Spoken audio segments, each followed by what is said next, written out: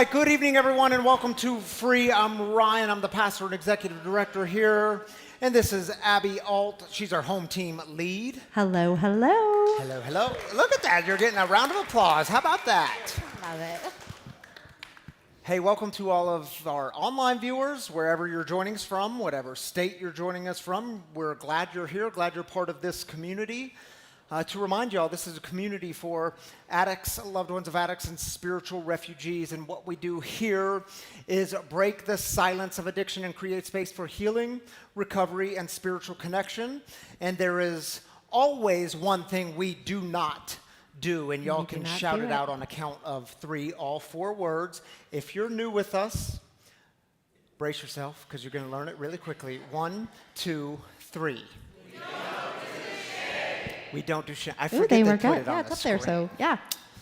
All right. Well, Abby, tell us what's coming up in the community that folks might want to know about. Yeah, we don't do shame, but we do a couple cool things here at Free. So first of all, if this is your first time here with us, welcome. We're so happy to have you. The first thing I'd like to mention is on Tuesday nights, Noelle and Mickey are hosting a book study, which is actually the study of this 4-week message that Ryan is delivering. It's The Mountain Is You. Don't worry about being caught up on it. If you just want to come, it's Tuesday night at 6 p.m. in the back here. You know, join us for some fellowship and some book reading. And great discussion. It's great. And then also coming up on July 28th, we will be having Halloween here at Free. So we are encouraging you to dress up. We will be having our candy crawl, handing out candy. So dress up and join us for a good night. Yes, and that's in between services. So right after the 6 o'clock service is when y'all can get your candy on. Get your candy. Because I know you love sugar. Hopped up on sugar. All right, is that it? That's it. Thank you, Abby. Of course. Good to have you with us tonight. All right, y'all, the way we get started here at Free is with celebrations. We lift up the good. We start with the good. We don't ignore the hard stuff. We just don't start with it. We end with it. So we take 3 minutes, a very important part of our time together to celebrate together. We believe that God joins with us in the celebrations. Maybe you're celebrating a sobriety anniversary or a birthday or new babies, new jobs, new homes, whatever it is, we want to celebrate it with you. Something very profound happens when we celebrate together. So we take 3 minutes. If you're online, just drop your celebrations in the YouTube comments or the Facebook comments, and we'll join with you there. Abby will pass around a mic. Is Austin in here? And Austin will pass around the other mic. Thank you, Austin and Abby. And we'll take 3 minutes. This time is yours.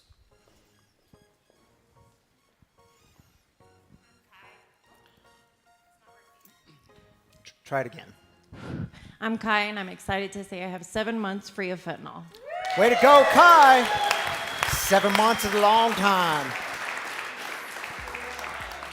Alfredo, I got 54 days off fentanyl. 54 days off fentanyl. Way to go, buddy. I'm John, and I have 50 days off of free drugs. All right, man, 50 days. My name is Armando, and I have 68 days sober. 68 days sober. Way to go, dude.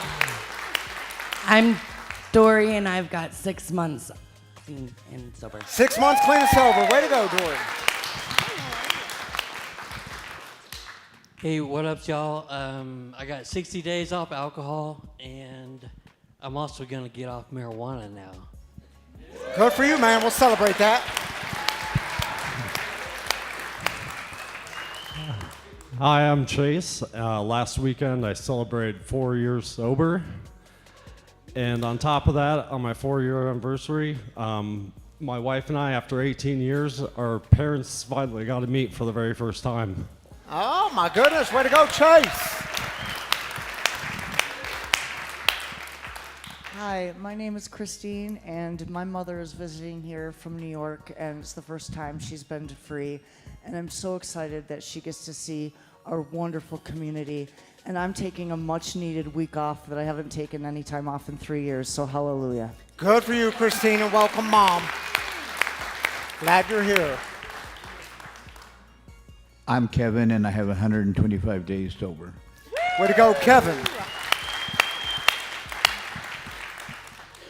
My name is Kayla, and I recently got out of the hospital after a relapse, so I am now celebrating 4 days sober. Kayla, so good to see you. My name's Kevin, and I'm 26 days sober today. Way to go, Kevin.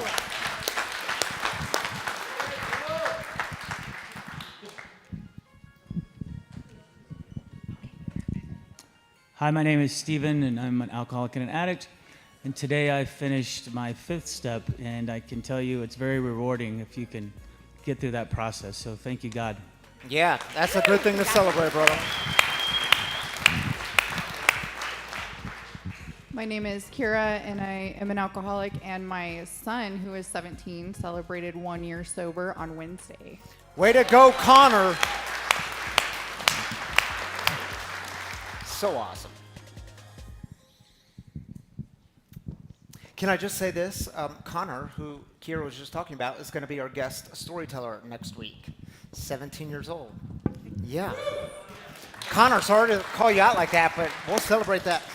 Abby's joining me back up here, but Abby, I do have one more celebration. Of course. Because I think Tammy is watching. My Hi, wife, Tammy. Tammy, flew to Omaha to be with her parents today. She took 2 of the kids. I kept 2 of the kids. You know, we got to tag team that Divide action. and conquer. Divide and conquer. Now, Tammy, though, why I mention her is this week she celebrated Wagon Coffee is 3 years old. She launched 3 years ago, and she's just killing Awesome. it. So Killing way to it. go, Tammy. Way to go, Tammy. She is crushing life. Totally crushing it. Yes. It's really good coffee, too. So thank you, Tammy. Well, yes, thank you. We love you. We do love you, Tammy. All right, shall we join our online people? Of course. Robin Doyle, 6 months sober and a new job as a phlebotomist. Ooh, Congratulations. all right, Robin. Congratulations. Tammy Kennedy. She was She has watching. to say. Yeah.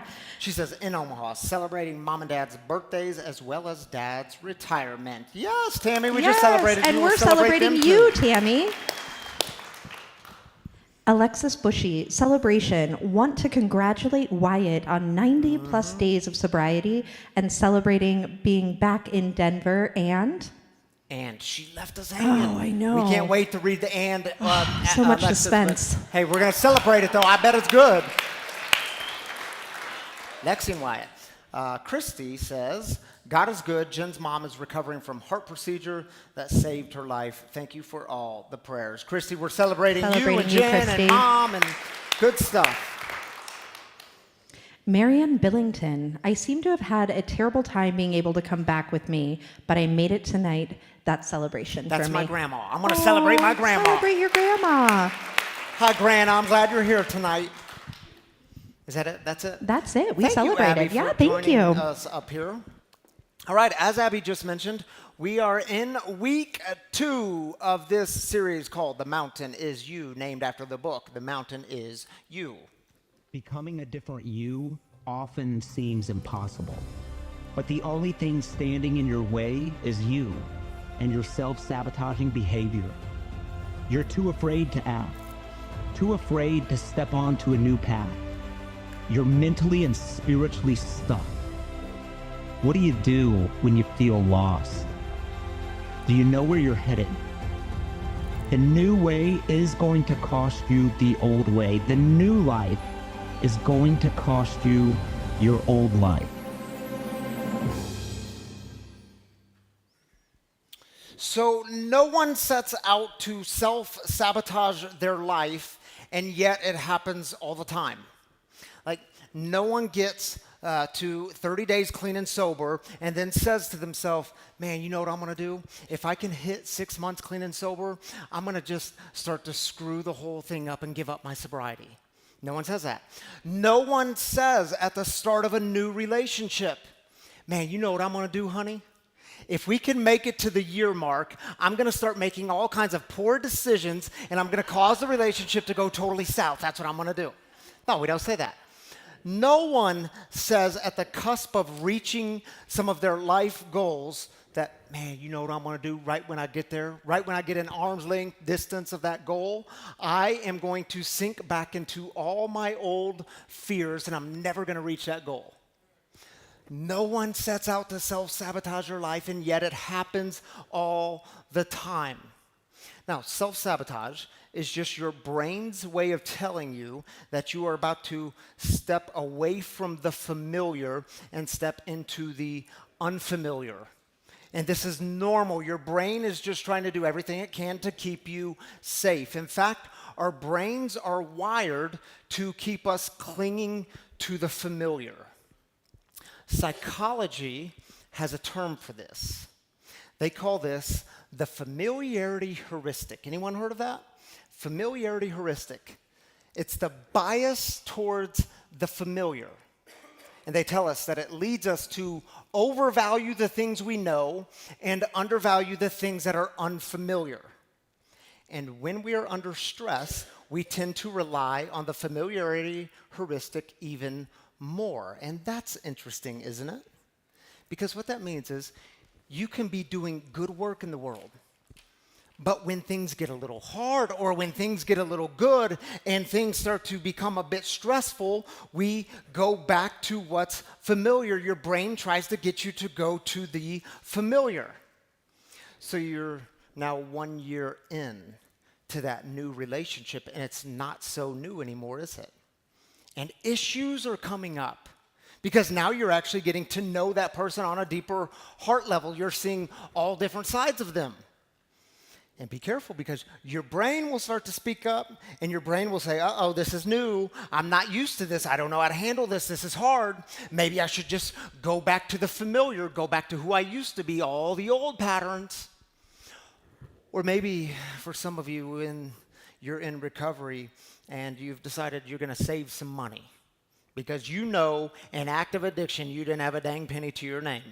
And now you're actually going to be responsible and you're going to save some money, and you open up a savings account. Some days go by, then you open up that savings account and you see that you now have $1,000. And be very careful, because the brain will start to speak up and say, man, you don't even know what you're going to do with this. You don't know how to handle this. You're not even worth that much.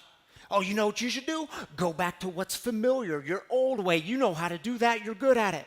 You should take all the money out of the savings account and go blow it on things that don't matter. You're good at that. Or maybe you hit 6 months clean and sober, and you are building a new life. In fact, everything in your life is being made new. People even say to you, they can see the light coming back on in your eyes. And be very careful, because your brain can start to hijack things, and it's going to try to convince you to go back to the familiar. How does it do it? Dude, you're not cut out for this. You can't really maintain your recovery. You ought to go back to the old way. This is uncomfortable. All this is new. You know how to do the old way. Go back to your old self, your old habits. You should just go back out. Go back to what's familiar. Familiarity heuristic.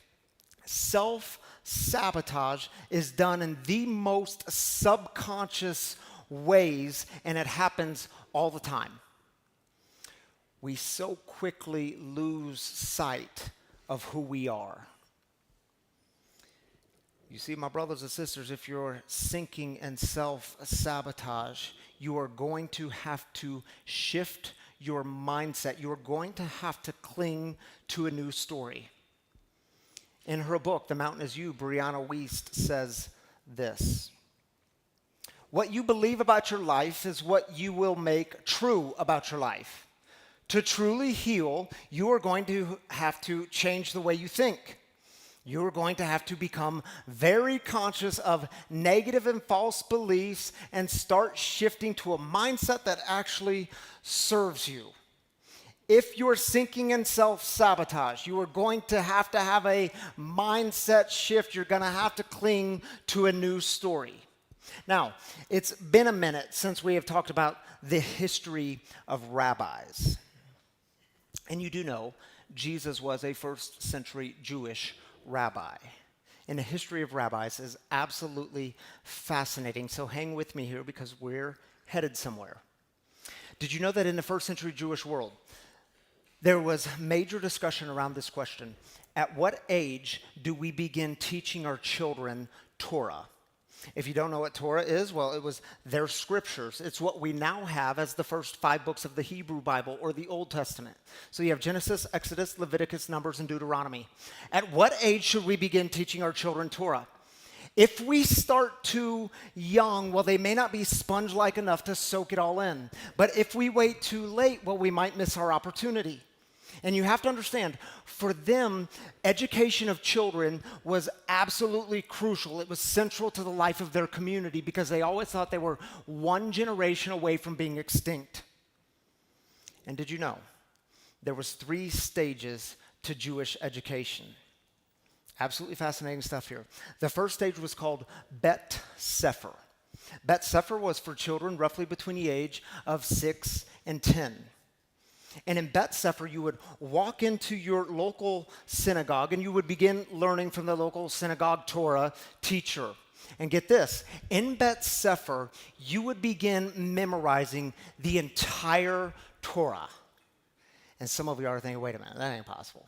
Kids cannot memorize that much stuff. Really? Really? Do you know, just a couple of weeks ago, our boy Breck, he had a friend over from school. I walk in the door, he's standing in our kitchen, the first time I'd met this friend. And do you know what his first question to me was? He said, "Who's your favorite rapper?" And I thought I already liked this kid. So I respond with the only correct answer. I said, "My favorite rapper is Eminem. Who's yours?" And he responds, "Mine too." And I thought, Breck, I really like your friend, man. And I said, "Really?" I said, "What's your favorite song?" And he responded, he said, "I like all of his songs and I know all the lyrics." And I thought, no way. So I'm going to stump him, right? I said, "So you know the songs to rap, you know the lyrics to Rap God? If you don't know what Rap God is, one of the fastest rap songs in rap history?" And he says, "Yeah, like, doesn't everyone?" And I said, "No way, I don't believe you." He says, "You want to bet?" He then proceeds to pull his phone out of his front pocket. We're standing in the kitchen. He turns it all the way up and pulls up Rap God, and he begins to rap every single lyric of Rap God, and he even bleeped out on his own the curse words in that song, which was highly impressive. And it was that moment I was reminded, kids can memorize things. It just sticks with them. And that day I got a new hero. Now, the best of the Bet Sefer students would move on to the second phase of Jewish education, which was called Bet Talmud.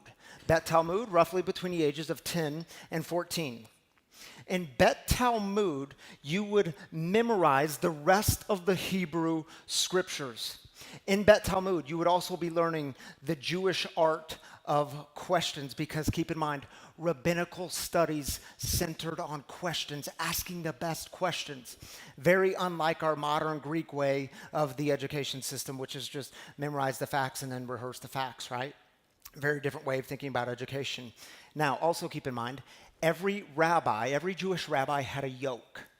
A yoke is simply their particular set of instructions, interpretations of the text. In Bet Talmud, you would begin learning that rabbi's particular yoke and what it meant for them to live out Torah to the best of their ability in their world. The best of the Bet Talmud students would move on to the third phase of Jewish education, which is called Bet Midrash. In Bet Midrash, you would go to a rabbi of authority and you would say to that rabbi, "I want to be your disciple. I'd like to learn your yoke." And the rabbi would begin firing questions at you. And you as the student, you would not simply answer the questions. No. You would fire questions back because you answer questions with questions, and this would go back and forth. And the rabbi is asking, does this student have what it takes to be my disciple? Not just to know my yoke, but to teach my yoke and to spread my yoke. If the rabbi believed you had what it takes, the rabbi would look at you and say, "Come, follow me." And you would leave everything to follow that rabbi. You would give up your life to be like that rabbi. When the rabbi would eat, you would eat. When the rabbi would pray, you would pray. If that rabbi walked on water, well, then you tried to walk on water. Now, the truth is, most students didn't have what it takes. So the rabbi would look at them and say, I'm sorry, you're not going to be continuing with me on the journey today. You need to go back home and learn the family business. That's who you are created to be. Go learn the family business and do that, but you will not be continuing with me. So I tell you all this to say, when Rabbi Jesus was traveling around this Sea of Galilee, the Galilean area, and he was going into these poor, small fishing villages, saying to these fisher people, come follow me. We have all kinds of stories that tell us that. Come follow me. It was those young people who had likely just been told they didn't make the cut. Why were they fishing? Because they were back home learning the family trade. But this rabbi went to them and said, no. I believe you have what it takes. You're good enough. Come follow me. You can be like me. So, of course, when those stories tell us that these fisher people just dropped their nets and left him and dropped everything to follow him, of course they did. Why? Was it out of guilt? Was it out of shame? I mean, did Jesus just have some sort of mysterious glow around him that just drew people in and all of a sudden they become like zombies from The Walking Dead and they would just start following? No, a rabbi came to them and said, I believe in you. You have what it takes. You are enough. You can come follow me. You can be a disciple. Now, unlike other rabbis, Rabbi Jesus went to people and he didn't extend the invitation to the best of the best. He invited everyone. He invited people who weren't good enough. He invited people who had a past, those who had been kicked around, those who had been told they don't belong. Come, follow me. Now, here's where it gets really interesting, because Peter is now one of Jesus's disciples, just been picked up in a small fishing village. Come, follow me. And you get this story that is absolutely fascinating, given that history. It comes from Matthew's Gospel, chapter 14. Check it out. Very early in the morning, Jesus came to his disciples walking on the lake. Well, that's weird. When the disciples saw him walking on the lake, they were terrified, as you would be, and said, it's a ghost.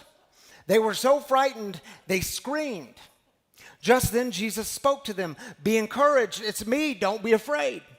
Peter replied, Lord, if it's you, order me to come to you on the water. Now pause for just a moment. Why would Peter say, order me to come to you on the water? Because Peter is a disciple, and he's oriented his entire life into doing what he sees his rabbi do. Very next verse. And Jesus said, come. Then Peter got out of the boat and was walking on the water toward Jesus. But when Peter saw the strong wind, he became frightened. As he began to sink, he shouted, Lord, rescue me. Jesus immediately reached out and grabbed him, saying, you man of weak faith, why did you begin to have doubts? And do you know how often it's assumed that Peter doubts Jesus? But here's the thing. Jesus isn't sinking. Who does Peter doubt? Peter doubts himself. He loses sight of who he is. He loses faith that he can actually be who he was called to be, that he can do what he was called to do. And you know, as a young boy, sometimes I remember this story being taught, and I would hear this story and think, man, Jesus is just like some sort of egomaniac. I mean, he just looks at this sinking man and it's like, come on, Peter, do you believe in me enough? Come on, Peter, I see you're sinking. Do you believe in me now? No, that ain't Jesus. What's Jesus do? Reaches out his hand, grabs him and says, Peter, why did you doubt that you could be who you were called to be? Have you forgotten who you are? Have you forgotten that I have called you? You are enough. Why does Peter start to sink? Self-sabotage. Subconscious self-sabotage, familiarity, heuristic. The new story is getting a bit dicey, so you cling to the familiar. Peter starts to sink because Peter stops believing that he can be who he was called to be. And see, I don't know about y'all, but I have a lot of sympathy for Peter. Because see, maybe Peter knows what it's like to be told his entire life, you're not good enough. You didn't make the cut. You're never going to make the cut. I mean, so much so, even when Rabbi Jesus comes along and says, come follow me, Peter's still stuck somewhere back here in the back of his mind with all the old stories. Who, me? No, man, you got to understand, I'm just B-team material. Man, I'm just the second string. You know, when I was 5 months sober, man, it was just like Peter. Things were going good. Man, I had stepped out of that boat, and I was walking on these new waters. Things were going good in my life. 5 months without alcohol in my body, my mind was less fuzzy. The fog started to lift. Relationships in my life just barely started to get better. I could actually be present to my marriage. I could actually have energy because I'm not hungover 6 days a week, so I could get back in the gym and start being healthier. Things were going good. But I started looking around. And it's like, what the heck am I doing out here? I ain't cut out for this. And then the winds pick up. And what I do when the winds pick up? Well, I picked up. I picked up a drink. Familiarity, heuristic. Go back to what's familiar. Go back to the drink. And for me, it was not done intentionally. It was subconsciously. I didn't intend to pick up the drink, but truth is, looking back on it, I didn't plan not to either. You see, I was still at that time in my life, I was still stuck in the old story. The mind that can sneak up on you, the brain, it'll try to trick you. Kept telling me, come on, Ryan. You think you're cut out for this sobriety stuff? Come on, you actually think this is going to be long-lasting in your life? Oh, come on, Ryan. I know things are good in your life now, but you do know the next shoe is going to drop at any moment. And for the next 6 months, I was sinking in self-sabotage. In those days, in that self-sabotage, I created some of the most destruction in my life. I believed the false narratives that I'm not good enough for God. I'm not good enough for team sobriety. You see, in recovery, I've had to learn how to cling to a new story. A power greater than me declaring, Ryan, I created you with a purpose, and man, this ain't it. Ryan, why do you begin to doubt that you can actually be who I've called you to be? You see, in recovery, I've had to learn the power of a mindset shift. And see, be very careful, because you do know at some point your thoughts can become your actions. See, respect this thing, because this thing can creep up. And it has the power to convince you to cling to the familiar. And let's just speak honestly, in this room, many of y'all know the familiar isn't just a bad thing, it's deadly. So 3 simple things that might help stop the self-sabotage. And you could probably add a whole host of things to this list, but let's start with the simple. First thing, you are going to have to grow in your self-awareness. You have to be aware of your movement in the world. You have to become self-aware. If you're struggling with that, you could start with this sentence, start with a framework.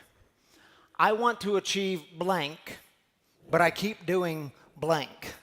So I want to achieve a certain goal, but I keep doing this behavior. Write it down, because see, something happens when you're able to see the patterns in your life that you go to, and when these patterns start coming up in your life. We'll talk more about that next week. Number 2, develop a mantra and stick it to your bathroom mirror and read it every single morning while you're brushing your teeth, assuming you brush your teeth each morning. Yeah, keep it very simple. Remind yourself who you are. Maybe you want to start with something simple like, I'm called to be this person. And I can walk on these waters because there's a power greater than me at work within me. Remind yourself who you are on a constant basis. Number 3, tell people what you're afraid of. I know I said keep it simple, right? Not so simple, is it? Tell people what you're afraid of. And I know it seems so counterintuitive. You don't want to highlight your insecurities. It'll make you look bad. It'll make you look stupid. You don't want to do that. That's embarrassing. Tell people what you're afraid of, because all of a sudden when you put words to it, you voice it, it becomes less scary. Now you actually have some accountability in your life. You see, my brothers and sisters, what are the things that cause you to sink in self-sabotage? What are the things that keep you clinging to the familiar? What are the things that keep you from actually believing you can be who you were called and created to be? And I'll close with this. In 2017, it was my first time in the maximum security prison down in Florence, Colorado. No, I was not there as an inmate, but we were there with a small team of people, and we spent the entire day with 92 maximum security inmates. Some of them had done the most heinous crimes you can imagine. And the criteria for them being in that room, all 92 of them, were getting out within 24 months. And so we went in to share some of our story, to give some life-sustaining tools. And I can tell you all, still to this day, it was one of the most honest and authentic settings I have ever been a part of. I mean, those men opened up their hearts to us. 92 men in a room crying together. That's powerful. And we went several times after that. But I'll never forget, after the first time there, a few days later, I was walking up to my mailbox to get the mail, and I opened the mailbox, and there's this large manila envelope. And it was addressed from the Department of Justice. So I walk home, I sit down at the kitchen table, I open this large manila envelope, 86 letters from those 92 inmates that I had just spent a day with. And I read that night, stayed up late into the night, read all 86 letters. And do you know what stands out to me?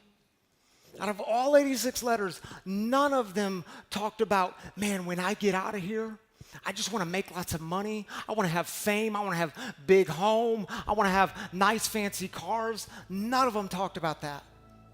Do you know what they all talked about? They all wrote about this deep desire to be productive members in society. Almost all of them talked about wanting to have their families restored. They talked about wanting to give back in their community. And do you know what almost all of them said? Almost all of the 86 letters expressed this deep fear about getting back into what they called the free world. And see, your impulse can start to speak up like mine did. Say, no, you're fine, man. No, you got this. Just keep your head up. Well, that comforts me. But the truth is, things can be going good and things can still fall apart. Some of you know what this is like. Things in your life can be going good. You can have good things happen. Be walking on that water. And things can still fall apart. You forget who you are. You start to sink. And I'll tell you what I told them. In those moments when you feel like you're starting to sink, I hope you remember there's a God who is prepared for people who start to sink. This God grabs the hand, reaches out and grabs you and says, do you remember who you are? Do you remember who you're called to be? Do you remember why you're here? And you know the really cool part is, people like us, you and me, we as a community, we get to go to people who are sinking, people who are self-sabotaging in 1,000 different ways. And we get to reach out a hand and we get to say to them, do you remember who you are? Do you remember who you're called to be in this world? You see, my brothers and sisters, you can stop the self-sabotage. Yes, you have to pay attention to your life. Yes, you have to do the inner work. You have to get honest with yourself. But do you remember who you are? Because the truth is, you are enough. So what we're going to do now is hear a song by one of my favorite artists. It's not Rap God, but it is one of my favorite artists, Macklemore, and it's a song called Neon Cathedral. And I invite you, if you want, because some of you like to move around and do things, during the song, there's little post-its up here with pens. If you want to write to yourself a very simple mantra to stick on your bathroom mirror, or maybe you want to write someone else a mantra and you want to give it to them tonight or at some point this week to remind them who they are, I invite you to come up and write a mantra and take it with you. Why Neon Cathedral? Because in my experience, this song's written by Macklemore in recovery. In my experience, we can do some of our best self-sabotaging work right at the Neon Cathedral. So take a few minutes. This time is yours.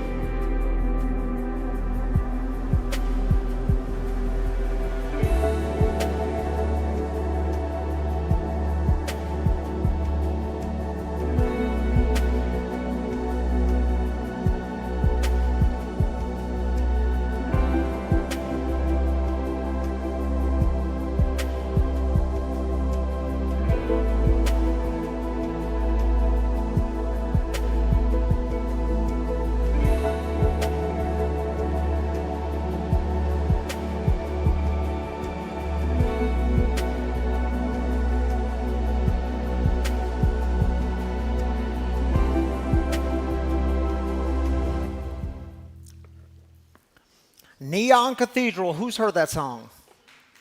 Oh, a few of you. Yeah, you can clap for that. It's a good song.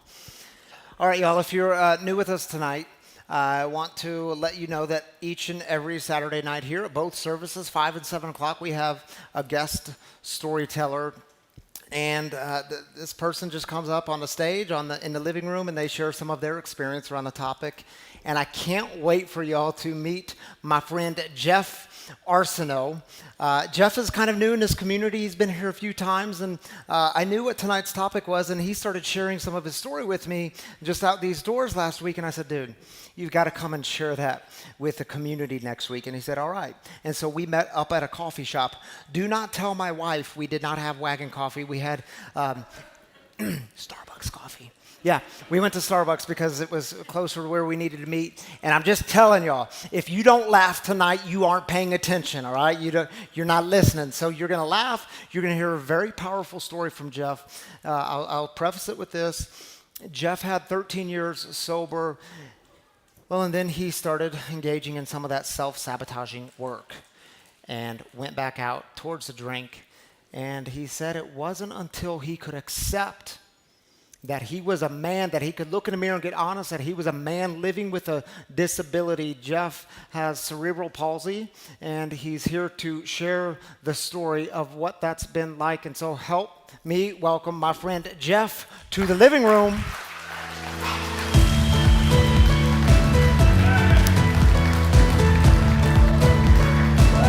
Let's do this. That's yours.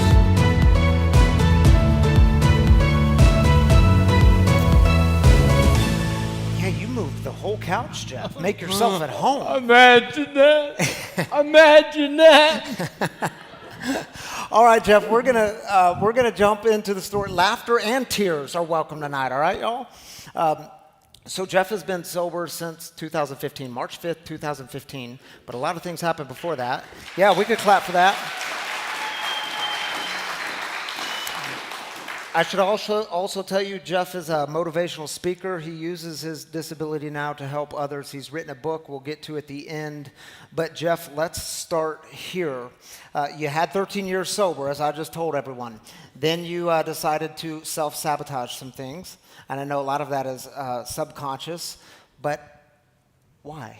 Why after 13 years? Thank you, Ryan. Am I enough? You know, for a long time, whether I was sober or not, in my mind, I wasn't enough. And in my mind, you didn't think I was enough.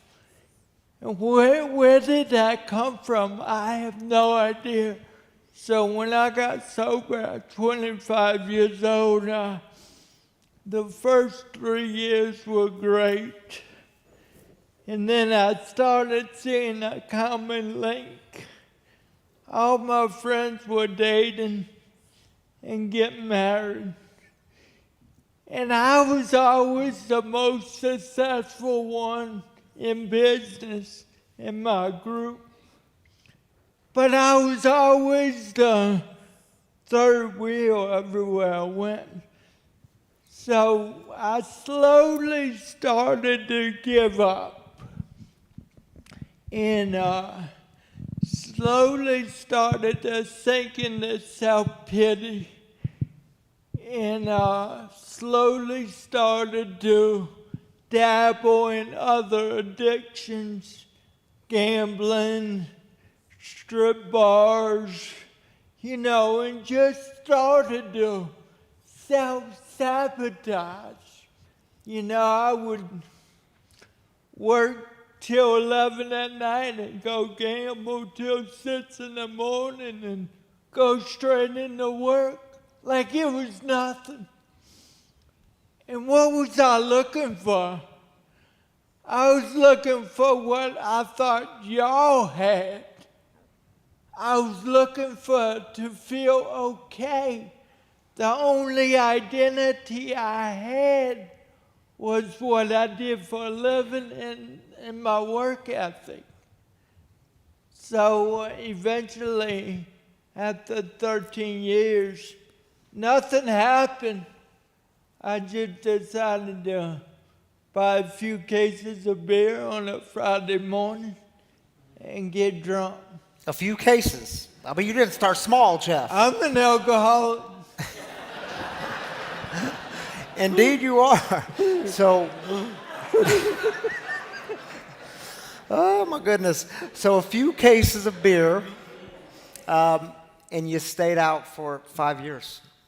5 years, in and out of jail, in and out of the rooms, picking up chips, knowing that I'd be sitting at a bar in an hour, and it was horrible.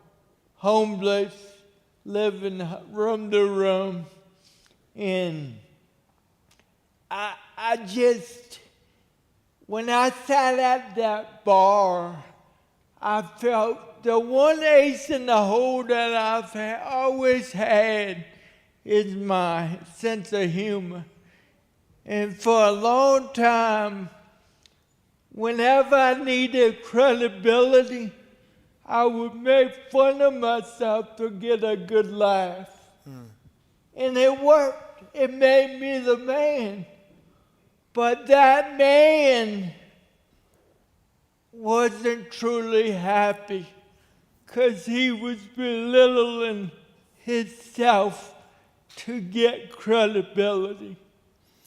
Man, and Jeff, I think your story is so important because what you're saying is you can go 13 years without a drink and still for 13 years hate yourself and not be happy and not be at peace. Will you tell people, so you're here now, sober, clean, what happened and how did you break through some of those old stories that you were fighting, the old demons that you were battling? I had to realize that I was enough, and your message was powerful. Thank you. And when I got sober this time, I was in South Carolina, and my mom and family was in Louisiana. They got a phone call from the ER, said I'd been in a car accident. So, my mom took me home and brought me back to life. And I knew one of the conditions was, you ain't gonna drink, son. I'm like, no shit.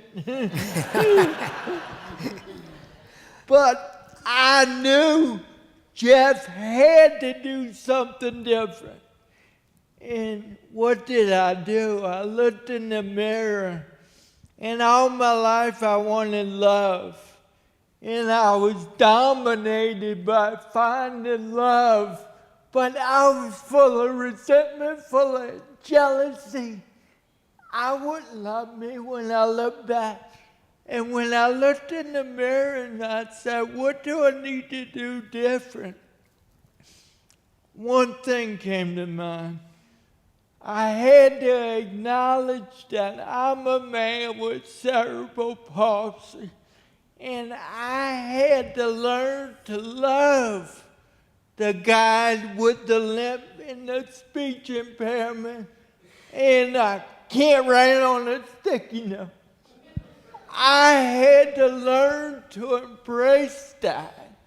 And I did, and I started reaching out to nonprofits and started using my background and my story to help others with disabilities and help people without disabilities not be so afraid of people with disabilities. Let's talk about it. So, Jeff, was there ever a moment where you were angry at God or you blamed God for having this disability? You know, I love this story. It makes me sad, but it makes me proud of where I am today. I can remember running home from second grade after being bullied, being called retarded, handicapped. And I jumped on Dad's lap and said, Dad, I'm beating his chest. Dad, why did God create me with cerebral palsy? And my dad died in 2008. And I often think about how he felt. So that question followed me a long time. And I realized through working on Jeff that, I wouldn't be the man I am today had I not been born with CP, because I've got to work for everything I've got today, twice as hard as you do. And that has developed a character in me that the enthusiasm of love and life that I have today. And it's as a result of the challenges that I endure daily. So you talked about you had to look in the mirror and see a different man. You had to get honest with yourself. What was that process like of getting honest with who you were, not who you wanted to be? It's a daily struggle. I'll be honest with you today. Daily I need to work on accepting myself as a man with CP. And the first thing I need to do is just acknowledge that I can't do that.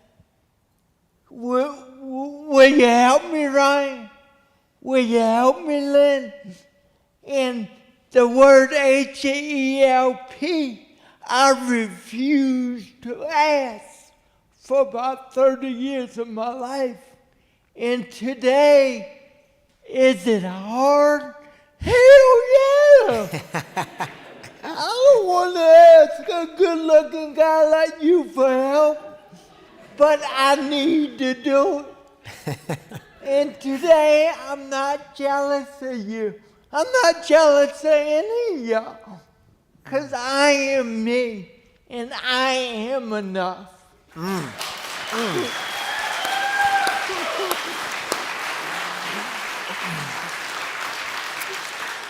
So, Jeff, I want to ask you another question, because as we were sitting in that other coffee shop that isn't Wagon Coffee or Free Cafe, you said to me the words, today I believe I'm the shit. I've had a spiritual awakening. I've become someone I wasn't. But then you said this line, today I am that guy I raised myself to be. The only difference is I'm not afraid to ask for help. I welcome people in my life. I don't shut them out. So you just said you have people in your life. You ask for help. What does that mean to you to have people in your life? What's that look like today? Everything. I'm looking at 3 people in the front row who are involved in my daily life. And I need to allow people to help me. I need to realize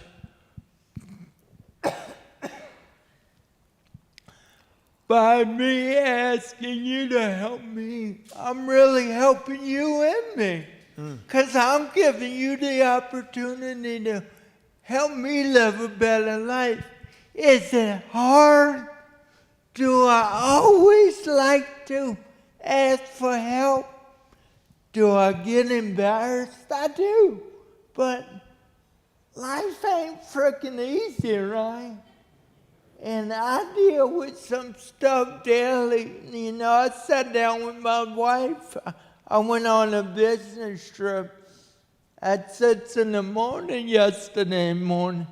And I said, Lynn, I'm scared. Because I am scared. Because I want to be okay. But that fear does not dominate me today. I voice it and I move forward. There's the lesson right there, y'all. I mean, come on. Preach.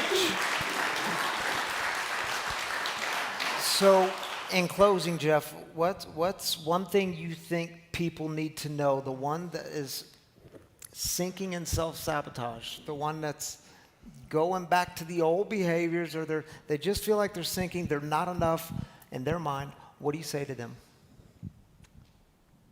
don't half-ass it. If you're gonna do it, do it. And don't be afraid to show your vulnerability. Cry, shed a fucking tear. That's right. One curse word. One curse. That's all you get, Jeff. One. Just Shed, one. shed a tear. Let's get vulnerable. How are we really doing? Let's answer that question, because that's what changed my life. Yeah. If you want to know more of Jeff's story, I highly recommend you jump on Amazon, and we'll throw a picture of the screen. Get his book. Look at that cute little boy. That must be you, Jeff. Cute little boy. Some things never change, huh? Just call me Jeff. My life with cerebral palsy. Jeff, thank you so much for being here. He's going to stick around a bit in the cafe or in here if you want to stick around and ask him questions, get to know things about him. I promise you he's going to make you laugh, though, so be prepared. Jeff, thank you so much for being willing to come Can share. I add one more thing? Please do. One critical thing about having a disability. If you want to know somebody, if you want to know something, ask me. It's who I am. There's no harm in asking. It's the proudest thing I got going on in my life. So thank you. Way to go, buddy. Thank you, Jeff. Man, You're really not that good looking. But you are.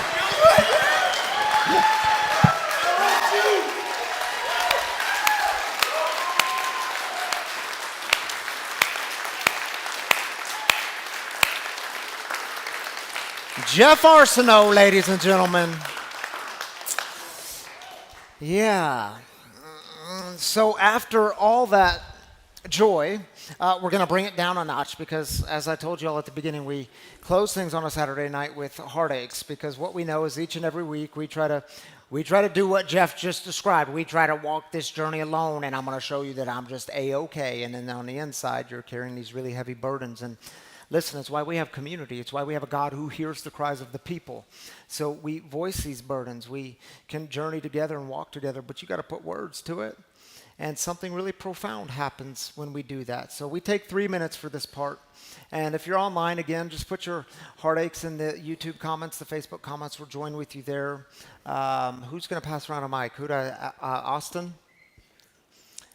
And where's the other mic? Do I have the other mic? Who has the other mic? Jeff stole it. Jeff, did you take the mic, man? I invite you up here one time and you run off with the microphone. Oh, Kira had it, but she gave it to Darren. All right, Austin will pass around a mic on this side. Darren will pass around a mic on this side, and just simply raise up your hand, and we'll take 3 minutes. This time's yours.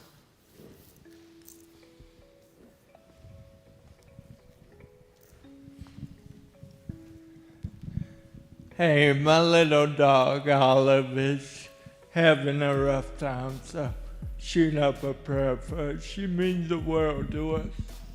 All right. Thanks, Jeff. Prayers for them. Thank you, Jeff. My name is Kayla, and I had a friend recently pass away due to alcoholism, and I'm also looking for prayers for myself in my recovery as I am going through self-sabotage as well right now.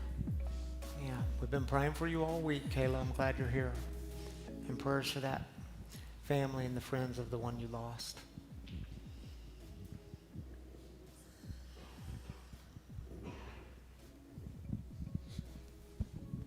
I'm Tyler, and just sitting here tonight, I realized I threw away some good recovery because I gave up on myself. So I'd like some help. Please lift me up. Please pray for me. Yeah. Welcome home. I'm glad you're here. Never too late to get back on the wagon. My name is Bridget. We had a friend relapse recently, and he's on the streets, and we just pray that he makes it back to us. All right, Bridget, lifting up your friend. Prayers for them.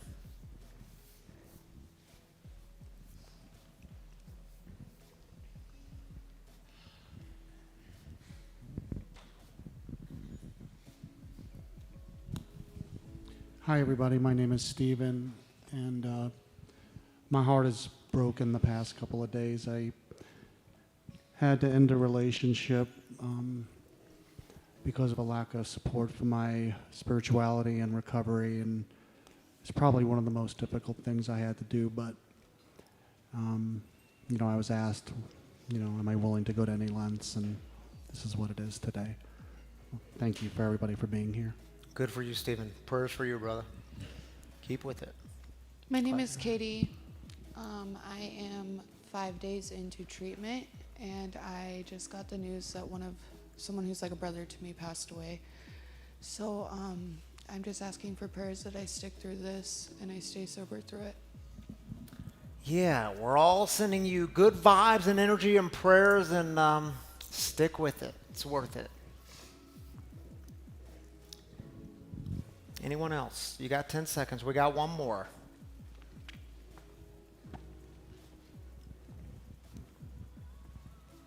My name is Ashley, and I've been really struggling with my mental health recently.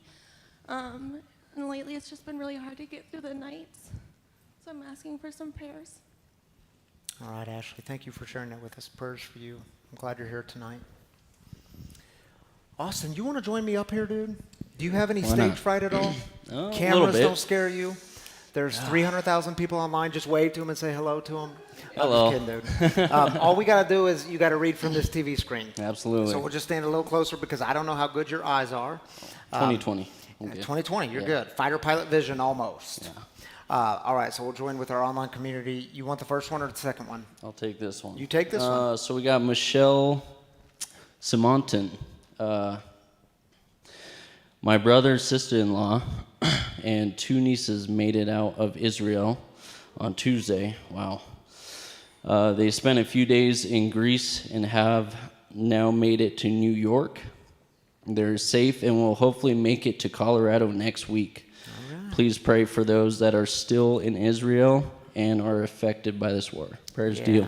Thank you, Michelle, for lifting that up. And yeah, that's kind of a celebration. I'm glad they made it out. And prayers for all those still being affected by the violent tragedies that are happening over in Israel and Gaza. All right, Jonathan says, pray for the whole ASL family and all those who made it feel like home. All right, we're lifting up the whole ASL family, and we're glad y'all are here. And I think that was it. That's all we have, Austin. Thanks for having Thanks me. for joining me up here, dude. I know we didn't plan for that, so you just kind of stepped up, and thank you for doing that. All right, y'all, I do want to leave you with a bit of good news and an update because, well, that's what I promised to do with y'all. Some of you know there's only 2 weeks left in this campaign that we've been doing for the past 5-ish months. It's called the Home at Last campaign, where we are purchasing this building so that we can have a permanent home in this Denver community. So we are purchasing this building. It's a matter of how much debt we take on. We're able to buy this building at $1.5 million. We have raised right around $870,000. Good for you. Thank you all for that, because y'all did this. Over 200 donors to this campaign. So again, thank you very much. Thank you to all you online people who've jumped in and just done incredible things. But I want to tell you this. This week we had 2 very generous families make a $10,000 gift. And I talked to each of these families. Yeah, really cool stuff. Cool stuff happens in this community, I'm telling y'all. Now, here's why I'm telling you this, though, because I had a conversation with each of them, and they each said, yeah, let's do this thing. See if the community will match that $10,000 each, which would be $20,000. And if we can match this over the next 2 weeks, that means we're right around $900,000, which is really close to $1 million. So that would be really cool. If you want to give to this campaign, especially if you all call this place home, if this is your people, your tribe, your community, we encourage generous giving, because the truth is, and I can't say it any simpler, without your giving, we don't exist. We're funded by you, the people. So if you want to give to this campaign, there's 2 weeks left.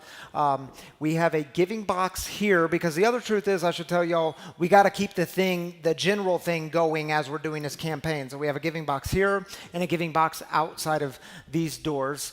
But if you're not the cash-carrying type people like me, there are 3 online ways to give. And again, if you want to give to the campaign online, you have to click the welcome the Home at Last button on giving. But you can download the app. You can give one time, monthly, weekly, however you want to do it. You can do the exact same thing on the website, freespiritualcommunity.com, or you can text the number on your screen. It walks you through a very simple set of instructions. And truly, y'all, when I tell you this, I hope you believe it. Your generous giving here grows the mission at Free, which is breaking the silence of addiction, not just in this community, but across the country. And I hope you see how important that is, the impact that it is you are making. So thank you for being a part of that. We have 2 weeks left. We can do this. Shall we go out with a prayer? I would invite you to open your hands.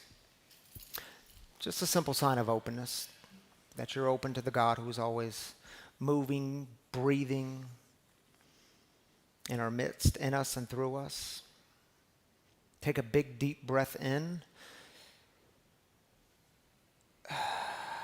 and exhale. And when you do that, be reminded that God is as close as breathing. And if you don't know the Serenity Prayer, the we version, well, it's on your screen and it goes like this. God, grant us the serenity to accept the things we cannot change, the courage to change the things we can, and the wisdom to know the difference. Amen, my free brothers and sisters. Much grace and peace to you, and we'll see you next time.